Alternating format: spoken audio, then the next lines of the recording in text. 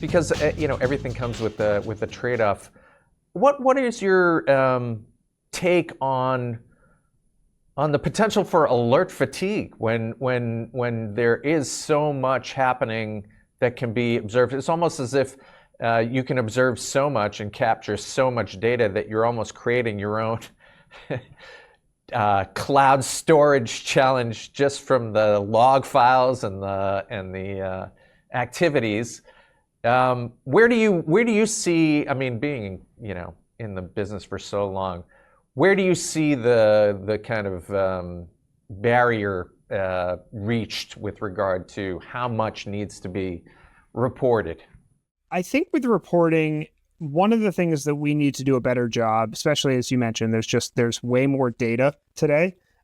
We are working on this, and I think every vendor is probably working on this equally.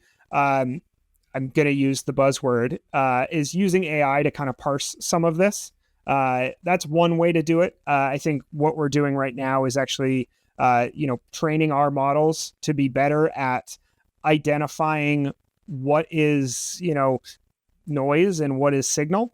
And I think the signal to noise ratio that we've run into with the kind of growth of the amount of data that we have is, as you say, it's unsustainable, right? It is outpacing the ability for humans to understand it. And so the focus that we're doing is bringing all our data in context, right? Reducing red flag or, kind of red herrings and things like that. We're essentially crushing down any alarm or error that is now based on the knowledge of the topology of the network, anything that's upstream or downstream of the error, depending on what type of error it is. And so if we're looking at alerts or faults, we're doing a full suppression engine on that right now. That's, kind of before all the AI stuff. It's already in the product, but it's about kind of noise suppression and understanding that, if you have millions of alarms per year, if we can bring that down to hundreds or thousands, and only bring the ones that actually matter, right? That, hey, this device is down and that's causing these 10 other alarms, and we suppress those alarms, then that's the one you actually care about. Like that's what we're doing today.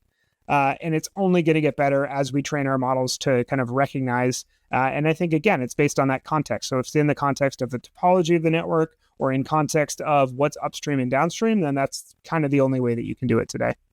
Yeah, and I love that take, the idea that you work with an organization like Broadcom and AppNeta to sort it out in the here and now, but that you're also thinking about how it can be handled, because the alerts are important. They just can be overwhelming. Yep. How it can be handled in a more automated, potentially using AI manner. So I think this is great. Yeah, we know that network operations teams and cloud operations teams aren't quite ready for full automated remediation based on some AI, but they are willing to let AI do a little bit of number crunching so that they can present better information and let the human make the decision. Well, and I think that's how it'll probably evolve, that kind of human in the loop. And then, after you kind of reach that comfort zone, you start to, let go of some of the things that you're comfortable letting go of.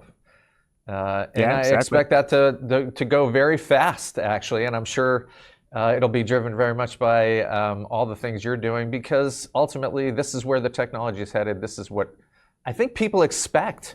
I think people are going to expect these, whatever you would call them, observability agents, to be not only doing the synthetic testing that you described, but also to be handling a lot of the aggregated alert, determinations. Mm-hmm.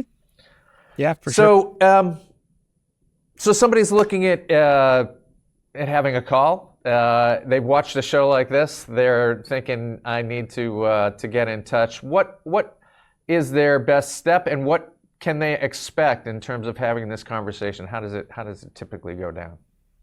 Yeah, so our focus is always about understanding every kind of customer use case and kind of understanding what exactly they need to do. I mean, we work for Broadcom. We have a lot of different solutions. We want to make sure that you get the ones that you actually need.